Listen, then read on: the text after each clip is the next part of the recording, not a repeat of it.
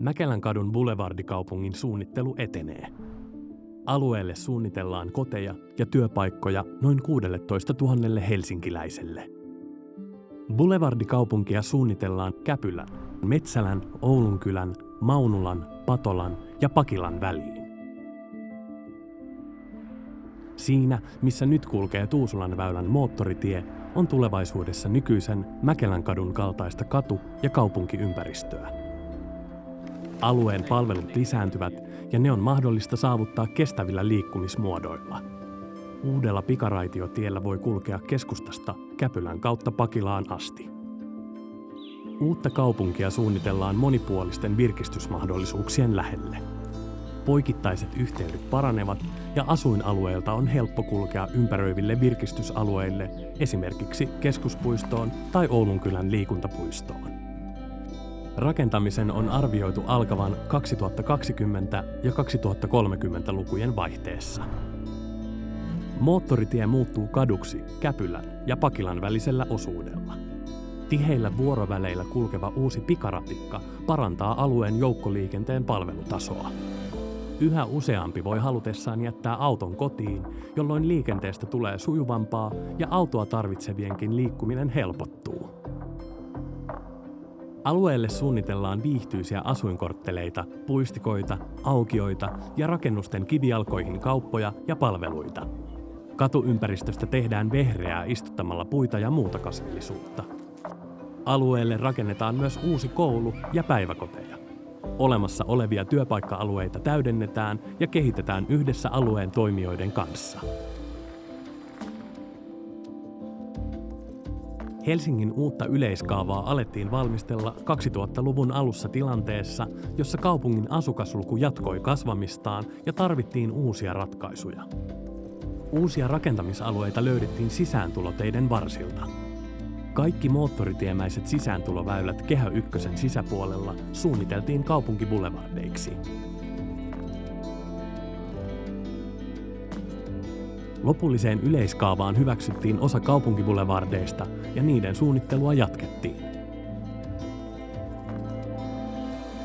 Yleiskaavassa 2016 uudet pikaraitiotiet muodostavat metron ja rautateiden kanssa verkoston, joka palvelee kasvavaa väestöä ja vähentää autoliikenteen ruuhkia.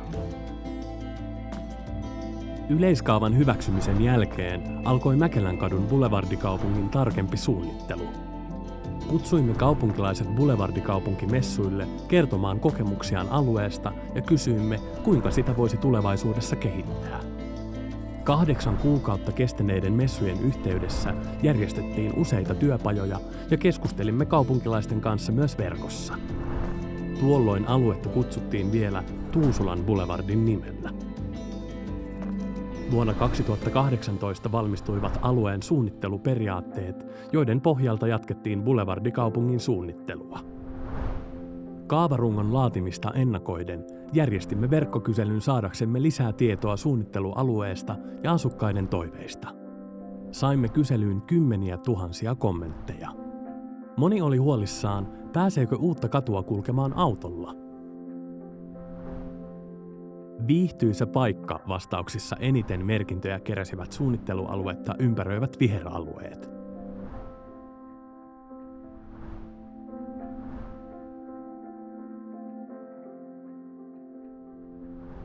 Ankeaksi, epäsiistiksi tai turvattomaksi vastaajat kokivat etupäässä Metsälän toimitila-alueen ja Käpylän aseman ympäristön.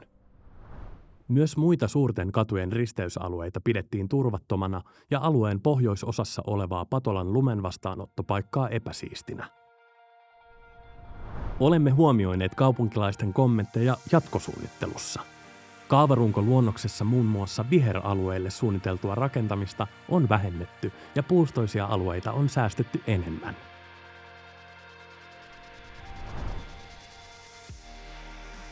Kaavarungon luonnos on nyt valmistunut. Kaavarunko-työssä on tutkittu yleiskaavassa ja suunnitteluperiaatteissa asetettujen tavoitteiden toteuttamiskelpoisuutta. Nyt hahmotellaan koko suunnittelualueen suuret linjat ja esitetään likimääräisesti, minne rakennetaan asuntoja tai työpaikkoja, missä on viheralueita ja millä periaatteilla liikenne kulkee. Kaavarunko määrittelee lähtökohtia pienempinä osina laadittaville asemakaavoille. Korttelit, liikenneratkaisut ja puistoalueet suunnitellaan tarkemmin vasta asemakaavavaiheessa. Suunnittelualueen nykyisin 2 osaan jakava moottoritie muuttuu kaupunkimaiseksi kaduksi ja reuna-alueet rakennetummaksi ympäristöksi. Uudet poikittaiset yhteydet helpottavat liikkumista nykyisten kaupungin osien välillä.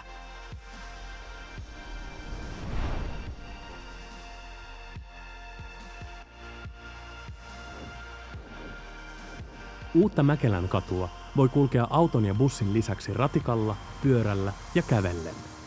Pikaraitiotie yhdistyy kantakaupungin raitioverkkoon ja poikittaisiin raideyhteyksiin, kuten päärataan ja raidejokeriin. Nykyisen viherverkoston keskeisimmät alueet säilytetään ja merkittävimmät luontoarvot ja tärkeät liito-orava-yhteydet turvataan. Viheralueiden välisiä yhteyksiä parannetaan, jolloin virkistysalueille kulkeminen on miellyttävämpää ja helpompaa.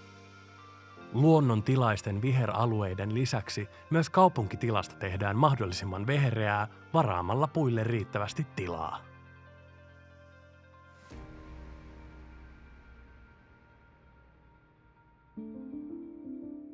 Nykyisen Mäkelänkadun ja Pohjolankadun risteyksestä alkaa uusi Mäkelänkatu.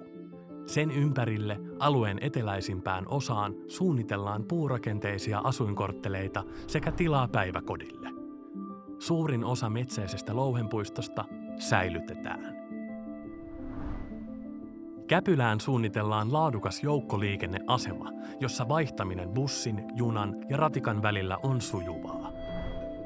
Asemaa ympäröi tiivis kantakaupunkimainen keskusta-alue, jossa rakentaminen on muuta suunnittelualuetta korkeampaa. Kortteleihin suunnitellaan asumista, toimitilaa ja palveluita. Katutason liiketilat avataan kadulle ja jalankulkuympäristöstä suunnitellaan miellyttävää. Metsälän toimitila-aluetta tiivistetään vaiheittain yhdessä alueen yritysten ja toimijoiden kanssa. Pysäköintijärjestelyjä ja kävelyyhteyksiä parannetaan. Osana Käpylän asemanseudun kokonaisuutta alue muodostaa tulevaisuudessa entistä elinvoimaisemman ja houkuttelevamman toimitila- ja palvelukeskittymän. Metsälän ja Oulukylän kohdalla uuden Mäkelänkadun varteen voidaan rakentaa kerrostalokortteleita, jotka suojaavat pientaloja liikennemelulta. Pientaloalueen reunoille voidaan tutkia myös täydennysrakentamista. Kaupungin osien väliset yhteydet paranevat. Käskynhaltijantien ja Mäkelänkadun risteyskohdassa uusi pikaraitiotie risteää poikittaisen pikaraitiotien kanssa. Nykyisten moottoritieramppien tilalle suunnitellaan tiiviitä, kaupunkimaisia kortteleita, joissa on asuntoja, liiketiloja ja toimitilaa. Tänne suunnitellaan Boulevardikaupungin pohjoisen osan palvelukeskittymä. Käskynhaltijantien pohjoispuolelle rakennetaan asuinkortteleita, jotka rajautuvat Suursuon puistoon ja Maunulanpuron varteen. Alueen reunalla kulkee virkistysreitti keskuspuistosta Patolan metsään. Tänne on suunniteltu myös alueen uutta peruskoulua. Suursuon puiston Pakilan pientaloalueen ja Patolan metsän väliselle alueelle pikaraitiotien pohjoisimman pysäkin ympärille rakennetaan asuinkortteleita. Itäpuolella osa kortteleista sijoittuu nykyisen lumen vastaanottopaikan kohdalle. Patolan metsän reunaan on suunniteltu myös tilaa uudelle päiväkodille. Kaavarungon luonnos on nyt nähtävillä ja siitä voi antaa kommentteja. Luonnosvaiheen jälkeen kaavarunko työstetään valmiiksi ja ehdotus esitellään kaupunkiympäristölautakunnalle. Kaavarungon hyväksymisen jälkeen alkaa alueen asemakaavoitus pienempinä osina. Asemakaavavaiheessa alueen suunnitelmat tarkentuvat ja kaupunkilaiset voivat antaa niistä mielipiteensä. Mäkelänkadun Boulevardikaupungin rakentaminen voi alkaa vasta kun asemakaavat on hyväksytty. Eteläosan rakentamisen arvioidaan alkavan aikaisintaan 2020 ja 2030-lukujen vaihteessa. Pohjoisosan vasta myöhemmin 2030-luvulla.